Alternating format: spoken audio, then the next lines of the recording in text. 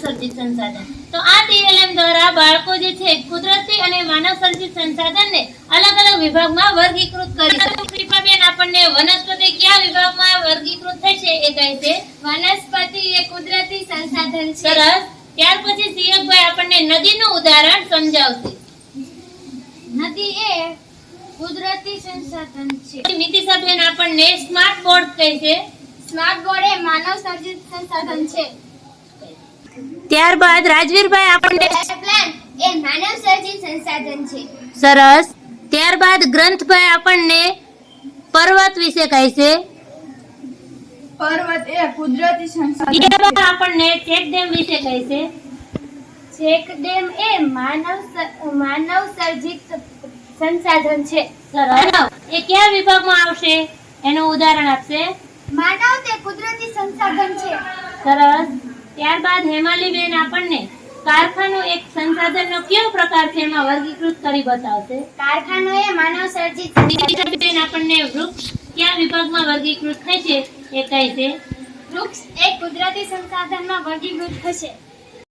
આપણને ખનિજ એ કયા પ્રકારનું સંસાધન છે તેમાં વર્ગીકૃત કરી બતાવશે।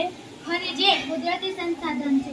જાનવીબા આપણને કમ્પ્યુટર એ કયા પ્રકારનું સંસાધન છે તેમાં વર્ગીકૃત કરી બતાવશે। કમ્પ્યુટર એ માનવ સર્જિત સંસાધન છે। ખુશીબેન આપણને પવનચક્કી એ કયા પ્રકારનું સંસાધન છે એ આપણને વર્ગીકૃત કરીને બતાવશે। પવનચક્કી એ માનવ સર્જિત સંસાધન છે। Very good. તસ્તીબેન આપણને પશુ અને પ્રાણી કયા પ્રકારના સંસાધનમાં વર્ગીકૃત થશે એ આપણને કહે છે। પશુઓ અને પ્રાણી કુદરતી સંસાધન છે। બેન આપણને વનસ્પતિ એ કયા પ્રકારનું સંસાધન છે એ સંસાધનમાં વર્ગીકૃત કરીને બતાવશે।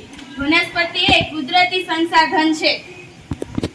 એનસીબેન એ આપણને ચેક ડેમ એ કયા પ્રકારનું સંસાધન છે તેમાં વર્ગીકૃત કરીને બતાવશે। ચેક ડેમ એ માનવ સર્જિત સંસાધન છે। Very good. વિવેકભાઈ આપણને નદી એ કયા પ્રકારનું સંસાધન છે તેમાં વર્ગીકૃત કરીને બતાવશે। નદી એ કુદરતી સંસાધન છે। ખૂબ જ સરસ। કરણભાઈ આપણને વૃક્ષ એ કયા પ્રકારનું સંસાધન છે એ વર્ગીકૃત કરીને બતાવશે। વૃક્ષ એ કુદરતી સંસાધન છે। ખૂબ જ સુંદર। ત્યારબાદ લાલાભાઈ આપણને કમ્પ્યુટર એ કયા પ્રકારનું સંસાધન છે એ આપણને વર્ગીકૃત કરીને બતાવશે। કોમ્પ્યુટર એ માનવ સર્જિત આપણે જોયું કે આ નાના એવા TLM દ્વારા બાળકો કુદરતી સંસાધન અને માનવ સર્જિત સંસાધનને ખૂબ જ સુંદર રીતે વર્ગીકૃત કરી શકે છે। તો આપ પણ આનો ઉપયોગ કરી